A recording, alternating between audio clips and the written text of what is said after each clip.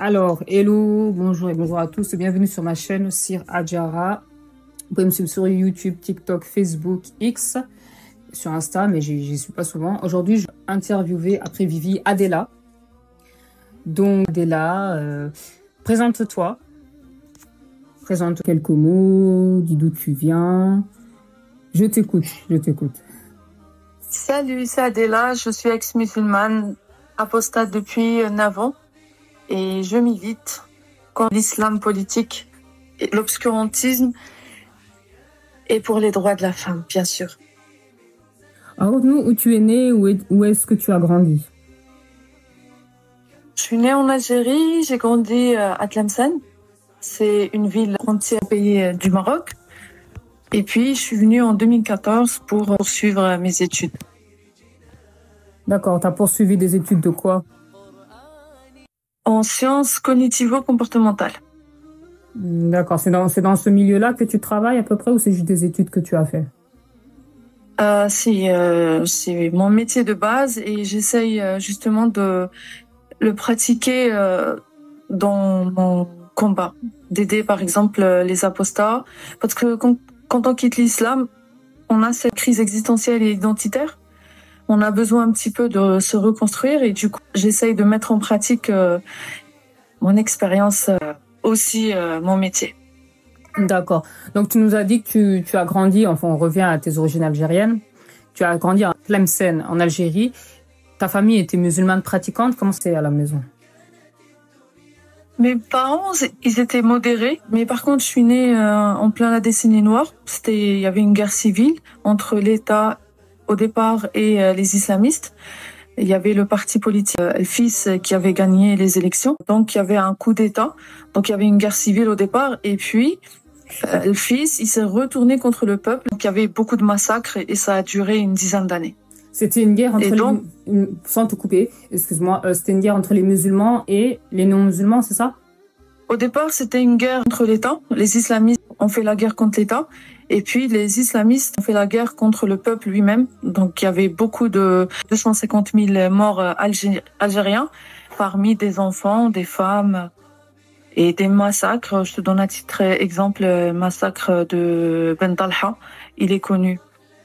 Ah ouais, d'accord. Pourquoi il y a eu, t'as une idée de pourquoi il y a eu cette guerre et tout ça? C'est parce que avant les Algériens vivaient un peu à la européenne, c'est à cause de ça ou c'est parce qu'ils avaient envie d'instaurer l'islam? T'as une idée ou pas? En fait, l'Algérie déjà, elle a eu son indépendance que depuis 60 ans, 70 ans, ça fait pas très très longtemps. Donc déjà, on est encore en cours de stabilisation.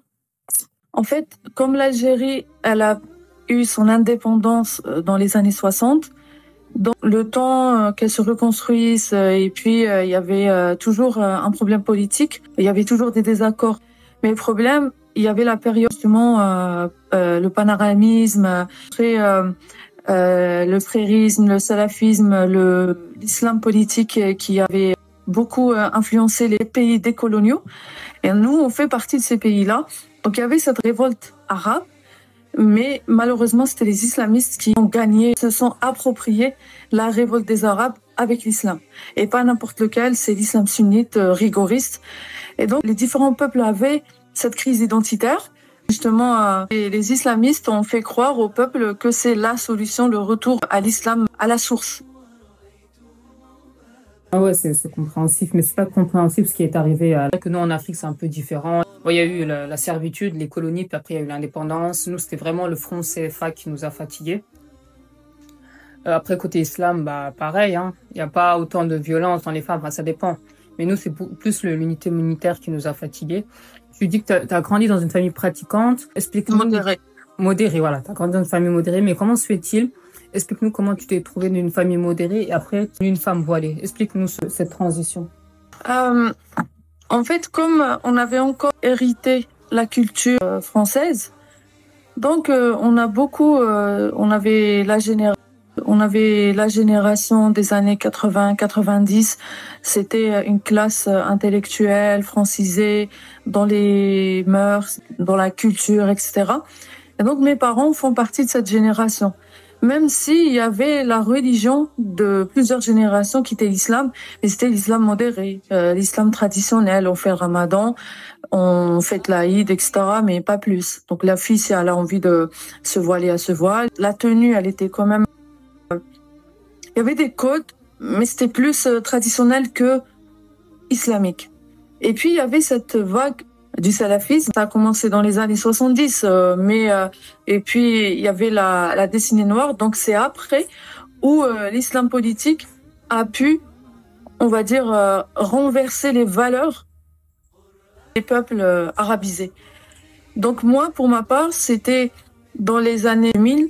Donc à l'époque, il n'y avait pas de téléphone, il n'y avait pas Internet, mais on nous donnait des livres du sunnisme, on nous donnait aussi des cassettes, et il y avait un prosélytisme. Il y avait beaucoup aussi des profs qui faisaient du prosélytisme. Donc moi, c'était au lycée où, je sais pas comment t'expliquer, mais il y a comme un lavage de cerveau qui se fait collectif. Comme ça, plus cette crise existentielle. Donc, il y a des vagues. En fait, à l'époque, je me rappelle comme aujourd'hui, tu te retrouves une famille modérée. Au bout de quelques mois, tu as l'aîné qui porte un qamis. En fait, en l'espace de quelques mois, tu trouves en fait des familles, les garçons aînés, les sœurs, les frères, changer complètement de tenue, d'identité. La fille, elle pouvait mettre un pantalon, un mini-jupe, tout ce que tu veux. Ouais. Et puis en quelques mois, un voile intégral ou hijab shar'i, c'était un peu à la mode. Et puis pareil, les classes, je ne sais plus exactement comment ça se passait ailleurs, mais en tout cas, la classe, en espace de quelques mois, toutes les filles étaient voilées à cause de ce prosélytisme qui était influent. Et ça, c'était au début des années 2000? Pour ma génération, oui. Ah oui, pour ta génération. En fait, il y a eu peut-être plusieurs étapes, mais en tout cas, on m'a dit que l'islam politique avait commencé dans les années 70, mais moi, je l'ai ressenti dans mon quartier, dans ma ville, c'était dans les années 2000. Ok, au niveau familial, parce que je sais que je reviens de temps en temps dans ta famille, donc tu as dit que tu as grandi dans une famille modérée. Et moi, je disais, toi, comment t'es venue à ce voile-là? C'est à cause de l'école? C'est à cause de tes parents? Tes parents t'ont choisi un mari? Comment ça s'est passé au fil du temps? Enfin, déjà à l'école. C'est ça, c'est à cause de ce prosélytisme, parce qu'il y avait le prof qui nous culpabilisait, et à chaque fois qu'une nouvelle sœur portait le voile, donc il nous comparait directement. C'est qui la prochaine qui va... Il y a le terme en arabe, al-hidayah. Al-hidayah, c'est-à-dire se repentir. Et ben, en fait, il y a cette influence qui était phénoménale. Et donc, bien sûr, mes parents à l'époque étaient contre, donc il y avait un conflit. Et je me rappelle, il y avait ces sœurs qui venaient me chercher à la maison. Mon père était contre parce qu'elles étaient toutes voilées, toutes en noir. Mon père les chassait, il avait compris. En plus, mon père, il a grandi ici en France, donc il a cette ouverture d'esprit, il comprend les choses. C'était un peu, ça a duré 1 an, cette guerre avec mes parents, parce que j'ai décidé de porter le voile. Ah ouais. Et t'as porté le voile à quel âge? Donc c'était en 2005, 2006, j'avais 17, 18, peut-être 16, je me rappelle pas, mais en tout cas c'était au lycée, donc avant... C'était au lycée, ok. Et en fait, tu disais que ton papa a grandi en France, ta mère aussi, ou c'est juste ton papa qui a grandi en France? Mon père. Ah oui, donc ton père est français déjà. Il n'est pas français, mais il a vécu 10 ans et puis il est rentré avec sa mère en Algérie. Mais par contre, mon grand-père, il est resté ici. C'était un travailleur étranger, tu vois, il y avait beaucoup de travailleurs algériens à l'époque. Ah oui, ok, d'accord. Donc on t'a marié de force ou c'est toi qui as choisi ton mari? Ah non, j'ai jamais été mariée, on m'a pas mariée. Ah, non, mes parents, je t'ai dit, ils sont ouverts jusqu'à aujourd'hui. Bon, mon père, il est décédé, mais ma mère, même si elle est plus pratiquante par rapport à l'époque, une très modérée dans son approche avec l'islam. Ok, donc tu t'es voilée par choix. T'es restée combien de temps voilée? T'es restée combien de temps? Et pourquoi tu as voulu voiler? Est-ce que c'est juste à cause du prosélytisme ou c'est parce que tu pensais que c'était la voie de la femme dans l'islam? Enfin, voilà. Bah, c'est ça, en fait. Quand on te donne les livres, on te donne Riyad Salihin, c'est un livre. On te donne Minhaj al-Mar'a al-Muslima. J'ai oublié exactement les titres. D'ailleurs, il faudrait que je les retrouve, ces livres. Où, en fait, on t'explique c'est quoi être une vraie musulmane. Et on t'explique que toi, si tu n'es pas voilée, tu es égaré. Et si, par exemple, tu as des problèmes identitaires, des problèmes familiaux, on va te vendre cet islam comme la solution parce que la cause, c'est que tu t'es éloigné de Dieu. Et c'est ce qui s'est passé à l'époque. Donc, moi, je l'ai porté. Beaucoup de conflits avec ma famille. Et puis, ça a duré jusqu'au 2012. 2012, plus. Je sais pas, ça a duré de 2000... moins de 10 ans, il me semble, là, parce que je suis venue en France en 2014. Du coup, en 2014, j'ai enlevé définitivement le voile. Quelques mois avant de venir. Oui, voilà. Ah oui, d'accord, ok. Mais en fait, c'est en venant en France que tu as voulu enlever le voile. Pourquoi? Parce que tu as vu que les femmes françaises étaient libres et ça t'a fait tilt dans la tête. Quel a été le déclencheur pour toi d'avoir enlevé le voile? Non, en fait, le travail de l'apostasie avait commencé en Algérie. C'était un peu, pas encore officiel coraniste, mais il y avait des vidéos de coranistes. Il y a un qui est très connu, qui s'appelle Shahrour. Ouais. En fait, où il m'a convaincu que le voile n'est pas obligatoire. J'étais encore musulmane. Et après, j'ai pas rejeté la sunna. Mais avec sa façon de parler, il m'a convaincu que le voile n'était pas obligatoire. Et puis, comme je suis venue ici en France et que j'ai suivi mes études, je ne voulais pas avoir des problèmes. Et franchement, sans même comparer les femmes françaises, mais il y a un truc qui s'est réveillé, qui s'est déclenché. Le fait peut-être que j'ai changé de pays, mais en tout cas, il y avait cette crise existentielle qui avait commencé. Et puis le problème, en fait, c'est que quand je suis venue ici en France, j'ai développé une dépression et un stress post-traumatique ici. Ça, par contre, ça m'a complètement bouleversée spirituellement, religieusement et bien sûr la santé mentale. Pourquoi? Et c'est là... Je te laisse terminer. Enfin, je voulais juste te demander pourquoi tu as eu cette dépression. C'est parce que c'est le passage du voile d'une femme voilée à une femme non voilée? Non, c'est un tout. Parce que quand tu vis une décennie noire, quand tu grandis dans un environnement extrêmement violent, il y avait le terrorisme, puis il y avait des violences aussi intrafamiliales, etc. Ouais. En fait, quand tu t'éloignes de cet environnement, il y a un risque que tu développes un stress post-traumatique. Et moi, c'est ce stress post-traumatique qui m'a déclenché la dépression. Mais à l'époque, en fait, je me rendais pas compte de la dépression. Il y avait un mal-être. Franchement, tu vois, là, rien d'en parler, ça... J'avais un mal-être profond et surtout cette crise identitaire, cette notion de la crise identitaire chez le musulman et chez l'apostat, elle est fondamentale. Par contre, ce qui m'a beaucoup aidé, le fait d'étudier la psy, parce que psychologie cognitivo-comportementale, on va essayer de comprendre un petit peu voilà. Et ça m'a aidé à conscientiser que j'étais en train de faire une dépression. Or, avec mes lunettes de croyant, je pensais que c'était le djinn, je pensais que c'était l'Aïn, les mauvais œils. Et j'ai perdu des années à essayer trouver des solutions dans l'islam, avec des ruqya, alors que non, c'était vraiment psychologique, quoi. Mais en fait, je pense que le truc que tu as eu, le choc, je pense que c'est surtout un choc culturel, choc mental, choc, tu sais, les Françaises... Non, ça n'a rien à voir. Ah, rien à voir? D'accord. Okay. Parce que je pensais que c'était parce que comme mon père, il a grandi ici, à la maison, il y avait les chaînes M6, TF1, je connaissais par cœur Amour et Gloire et Beauté, tu vois. M6, les chaînes, toutes les séries, ça n'a rien à voir, ça n'a rien à voir. Au contraire, j'ai choisi la France parce que j'aimais et je connaissais déjà la culture. Ok, d'accord. Mais c'est vraiment le stress post-traumatique, c'est lié aux violences que j'ai vécues. Ah, donc tu as vécu des violences dans ta famille? Le terrorisme. Ah oui, tout ça, ok. Donc, qu'en penses-tu? Ma prochaine question, c'est qu'en penses-tu du salafisme? Est-elle la base de l'islam? Et c'est dangereux pour les femmes? C'est une dérive du sunnisme. Le sunnisme, c'est la deuxième source de jurisprudence en islam. Donc, tu as le Coran, tu as la sunna, c'est-à-dire les hadiths qui parlent des paroles, gestes. En tout cas, il y a 3 choses qui parlent du prophète. Et puis, tu as salaf. Mais on considère que le prophète, c'était un salaf, c'est-à-dire ceux qui nous précèdent. Le mot salaf veut dire les précédents. Okay. Et pour moi, en fait, c'est une dérive. C'est juste une question philosophique. Des différences, elles sont philosophiques, mais le fondement, c'est le même. J'ai oublié la différence entre salaf et sunnisme, mais c'est le même fondement. Ok, d'accord, ok. Oui, donc le salafisme, c'est pas un bon truc pour les femmes. C'est le deuxième truc jurisprudence dans l'islam, donc c'est pas un bon truc. Et donc, c'est de là est venu, quand tu as envie le voile, de défendre le droit des femmes.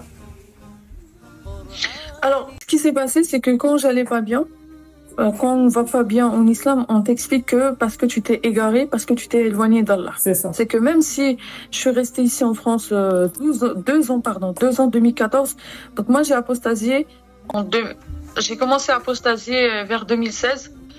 Donc comme j'étais pas bien, c'était dur en fait. Cette période-là, c'était dur pour te dire au point où je me forçais à me lever pour aller à mes cours. J'étais hyper angoissée. Il y avait des fois où j'allais jusqu'au cours et puis je faisais demi-tour parce que j'étais ultra angoissée et j'avais ces flashbacks, j'avais cette angoisse, cette phobie sociale, etc. Et donc j'étais très très mal. La solution c'est Dieu, c'est Allah. J'ai commencé à fréquenter des mosquées. J'ai commencé à Tours parce que mes études c'était à Tours.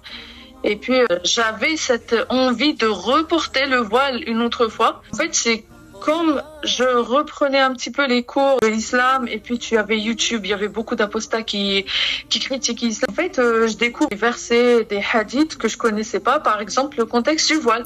Voilà, par exemple, je tape, est-ce que le voile est obligatoire? Donc, il y avait Shahrur. Mais tu vois, en fait, Shahrur, il se base que sur le Coran. Donc, dans ta tête, c'est contradictoire. Et puis, j'essaye de voir un petit peu les contradictions. Jusqu'à ce que je tombe sur la vidéo de Sherif Jabel. Elle est toujours sur YouTube. Où il explique que le voile, en fait, c'est pour distinguer la femme libre de la femme esclave. Et ça, c'était un choc, en fait. C'est que avant, en Algérie, quand j'ai porté pour la première fois le voile, c'est juste ce qu'on m'a mis en avant, tu vois, dans le livre qui parle Minhaj al-Muslima. C'est juste pour sa pudeur, pour sa protection, pour qu'elle soit élevée auprès d'Allah. Tu vois comment on se fait avoir? Alors que la réalité, ce n'est pas ça.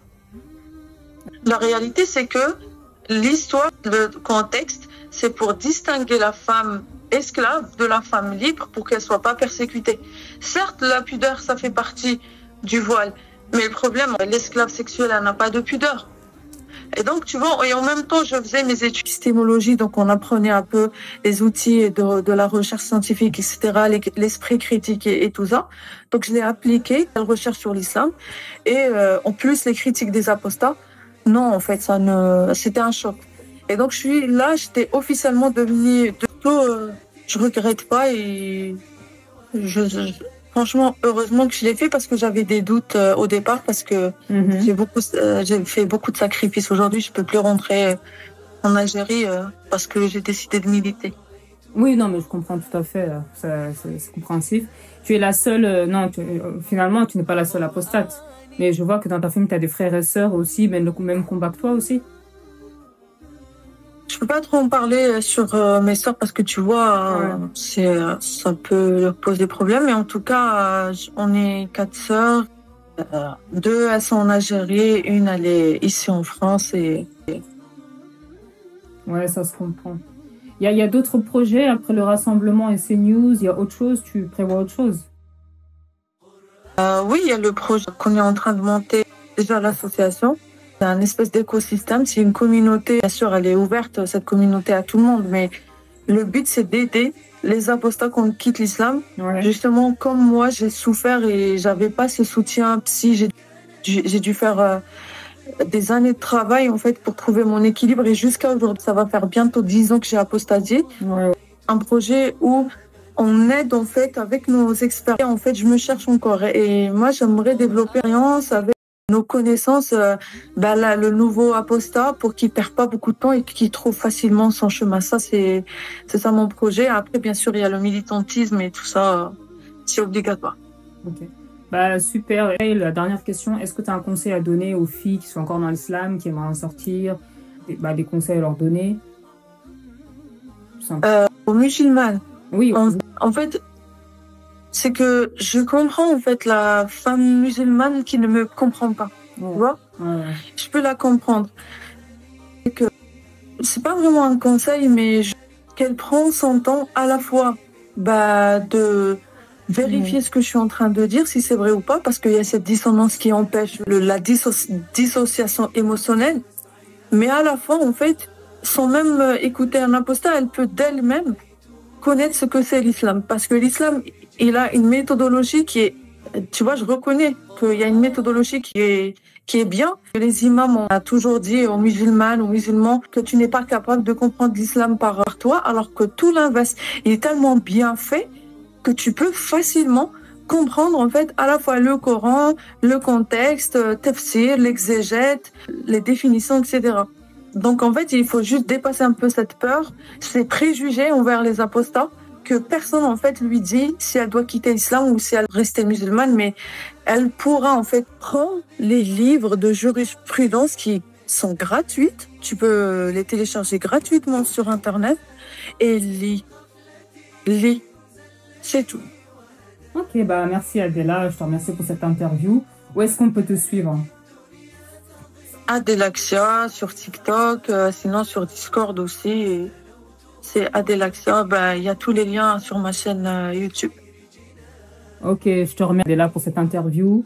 Je vous remercie de nous avoir écoutés et je vous dis à plus, bisous, ciao ciao.